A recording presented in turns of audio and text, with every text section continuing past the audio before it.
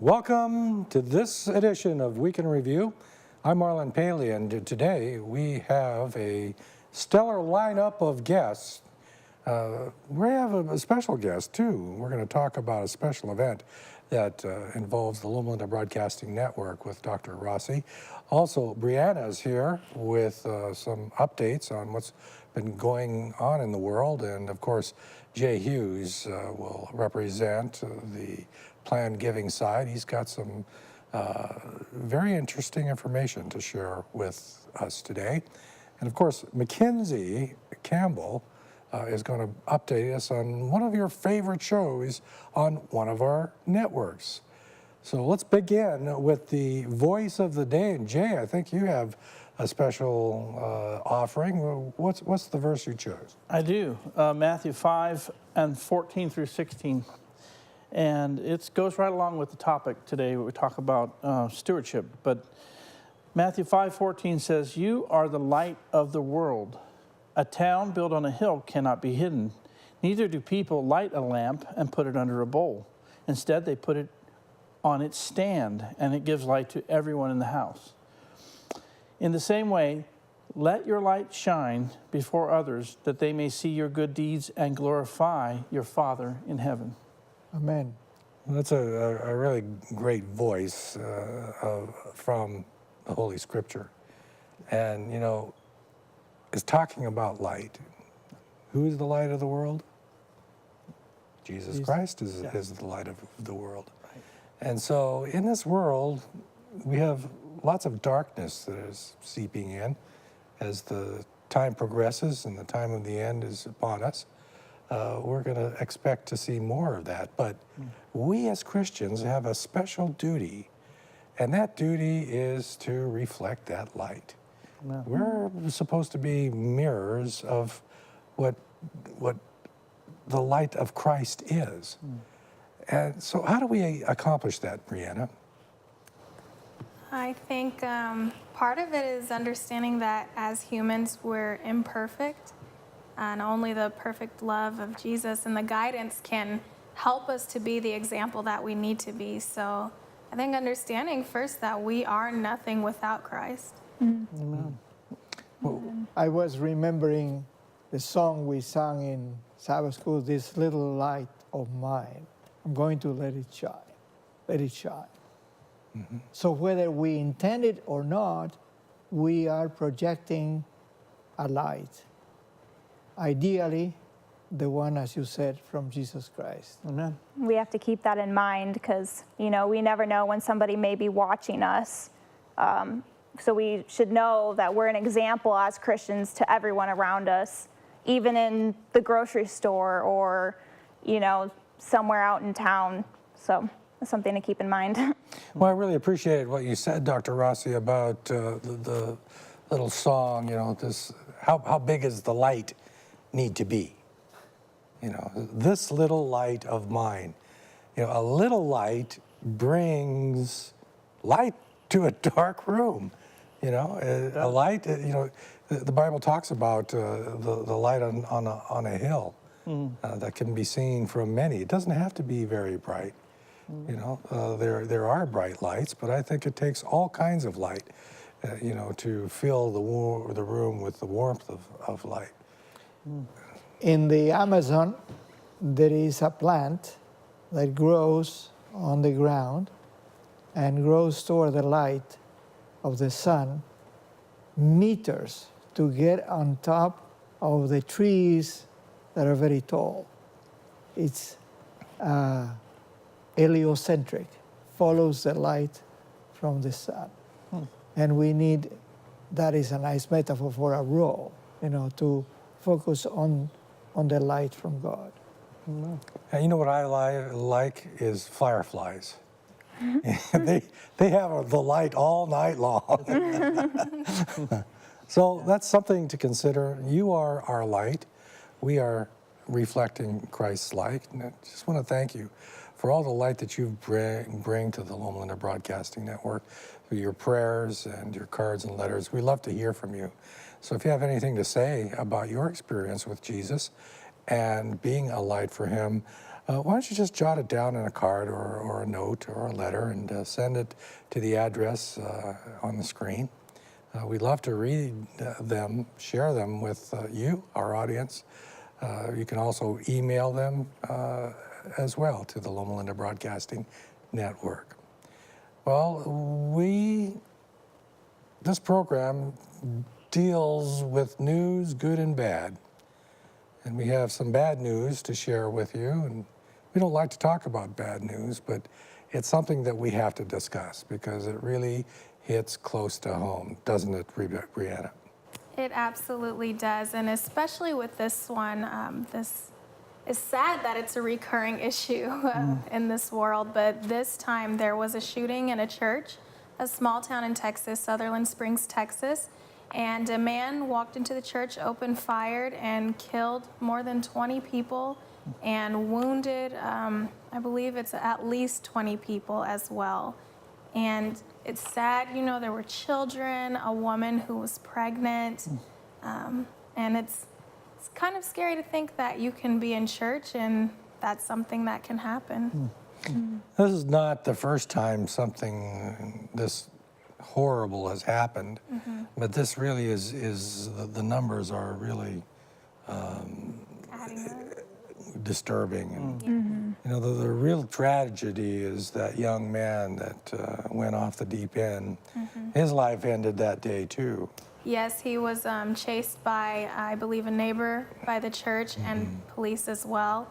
And he did have a history with domestic abuse and violence. So there are a lot of questions still being answered. You know, Dr. Rossi, you had an observation about the church. Well, I was thinking that you cannot have a worse scenario for a massacre than a church. It is getting really low. I suppose the only comparable, but even less, will be a killing in a hospital. But to go to a church and kill people in the church, it's really the saddest event that could happen. Fortunately, we have hope that this life is not the end of our life, that if we trust in Jesus, I'm sure our brothers, Baptist brothers in the church, had this hope. That's why they were in church, that there is a future through Jesus Christ. What are the plans for that church? Pardon me? What are the plans for that church? I understand they are going to erase it so that they will not become a point of curiosity and photos and perhaps even get others to imitate that massacre. So it will be reduced to rubble and taken out. I don't know if a new one will be built there, but this one will disappear from geography. Yeah. And I think that's probably a wise decision on the church board on this issue. And we know that your prayers and heartfelt feelings go out to the families that experienced that tragedy just a week ago, tomorrow, as a matter of fact. Well, let's move on to what Jay has to share with us today. Jay, you are heading up the Planned Giving Department, and what's new in your world? Well, I wanted to talk about Christian stewardship, and most of us, when we think about Christian stewardship, immediately finances come to mind. Of course, that is, an important part of Christian stewardship, is making the most of what the Lord provides us with financially. But a lot of people miss or don't realize that Christian stewardship actually pervades the life. It's a way of life. And in respect to management of our health, taking the right steps and exercising and being prudent in what we eat, how we sleep. It's also important to remember that it's how we use our talents. It's more than money. Yes, it's more than money. Our talents and our other gifts that God has given to us and blessed us with. And I think specifically, more importantly, it refers to how we share our faith, and that it's not being apologetic or shy about the gift that God has given us of eternal life. And I want to appeal to our viewers out there today that have talents and abilities and gifts to come and share them with us here at LLBN and be a volunteer. No, well, thank you, Jay. Mackenzie, you have got a pretty great program to highlight. Yeah, we have another new program coming to His Word, so it's really exciting. We have like 3 new programs coming in 2018 to just His Word. We have other programs coming to the other channels as well. But this program is called The Purpose, and the premise for the show is based off of Romans 8:28, which says, "All things work together for those who love God and to those who are called according to His purpose." So the show highlights people who are serving other people as well as using their talents for God. And the interviews that they conduct on the show, they interview people on how they discovered their talents and then how they are using them now to further God's kingdom. So we're going to learn more information on this show later, and there's going to be more information on our website, LLBN.tv. And so that's coming in 2018, so something to look forward to. Well, thank you for that report. Well, to our last report, we have a special guest. His name is Dr. Rossi, and he has been involved with the Latino channel how many years now? The Latino channel has 5 years of experience in the air. And I joined it a little later. It was founded by a group of students and professionals, LLBN Latino. And we have been growing through the years, starting new programs. And in a recent survey, we learned that there are viewers in 54 countries of the world that tune us in. And in some unexpected countries, in Angola, we have viewers from Angola to Venezuela.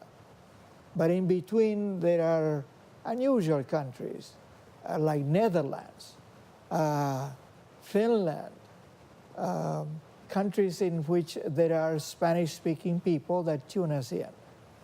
The top countries in terms of viewers are the United States, where there is a large population of Hispanics, then Mexico, and then I have the list here, Peru next, Colombia, Argentina, Chile, Ecuador, El Salvador, Spain, Bolivia.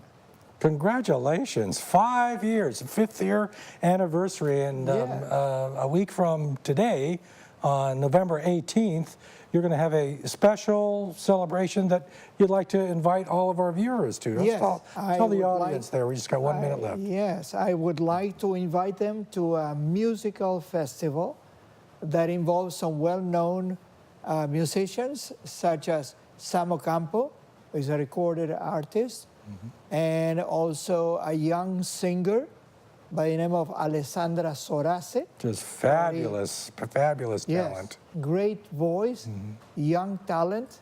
Talking about stewardship, here is a talent that is being used.